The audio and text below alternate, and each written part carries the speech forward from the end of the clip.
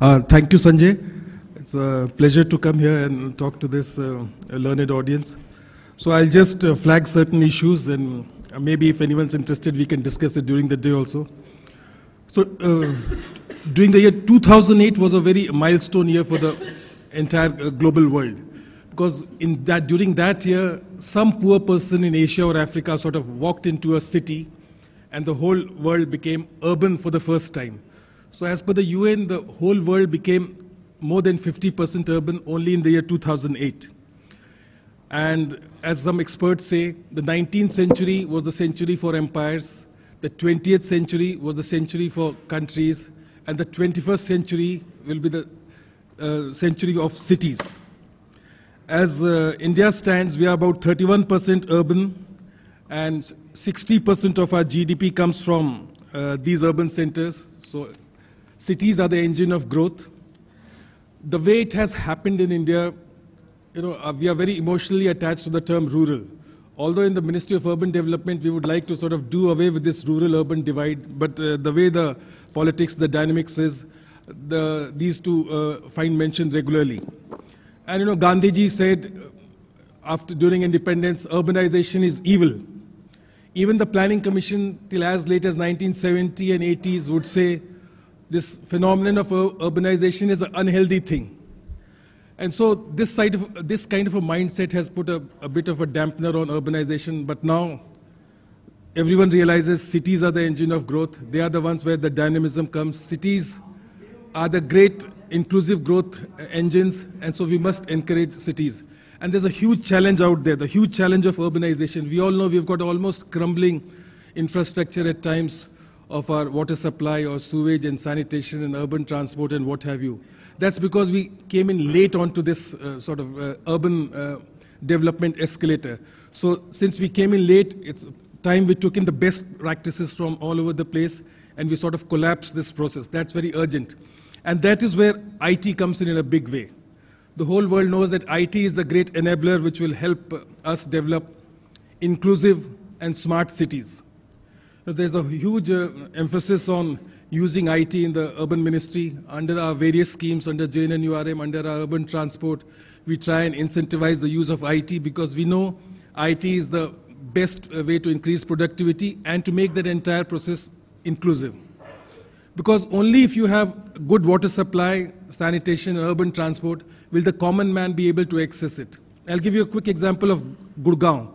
Now, Gurgaon is almost a fairyland for people who have money. You've got huge high-rise buildings, you've got multiplexes and what have you. But a lot of people are now living in gated communities. They're dissociating themselves from the normal mainstream. So they have their own water supply, they've got their own security, they've got their own drainage. But what will the common man do? He cannot have access to that. So for the common man, it's very important that the municipality, the urban development departments get their act together, use their resources, use their capabilities, use their IT infrastructure to deliver services to the poor. Because if services are not delivered to the poor, it's the common man who will suffer. I mean, Sanjay and Mr. Pathak and me will have our friends in the private sector and batchmates. We've got our money. We can push things and we'll manage. But it's the common man who will not have access to all these things.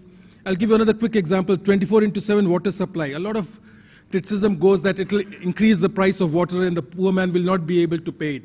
But a lot of research shows that the poor man is already suffering to get that whatever half an hour of water supply, he has to pay much more to the mafia, to the water mafia, to the tankers. So all that is a big drain on his resources. So if we get our act together, if we use the IT services, if we use smart technology, and we deliver 24/7 services, the real cost to the poor man will be much less.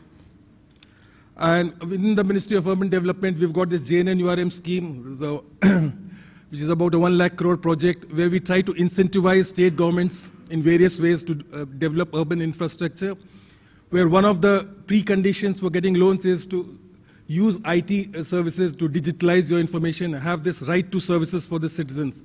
So a lot of states now have facilities. We've heard them from the Gujarat colleagues, from the Delhi colleagues, how there are certain norms now we put for say issue of a birth certificate, issue of a death certificate, and what have you.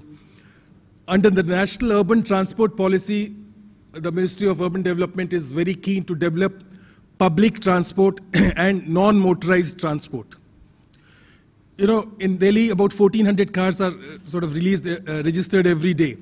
And they account for only 15% of the total sort of car trips of the city. But these cars sort of pollute the atmosphere so much that Delhi is one of the really bad cities as far as pollution goes. So the Ministry of Urban Development, the Government of India is very keen on pushing public transport, be it the Delhi Metro for big cities or the bus rapid transit corridors for the smaller cities, so that a small handful of people with their big cars and all don't hold the entire city to ransom and don't end up choking the city. And we've got a sister ministry called HUPA, Housing and Urban Poverty Alleviation, which provides a lot of facilities to the common man. We are trying to give them property rights in slums and what have you. Again, there the use of IT is coming in a big way. So just to round off, IT is the great enabler, and the use of ITs in cities is a great enabler. It's a great tool for inclusive growth. And cities, by their structure and dynamism, are much more inclusive than the rural centers. It is a well-accepted fact that cities, the dynamics of a city, the way the things work, the structural components of a city makes it much more inclusive. So a man without any resources, without too much things, can pick up the skills, can pick up the sort of networks and progress much more in a city than in the rural areas. I think I'll stop at this point and we can discuss it later whenever you find it convenient. Thank you.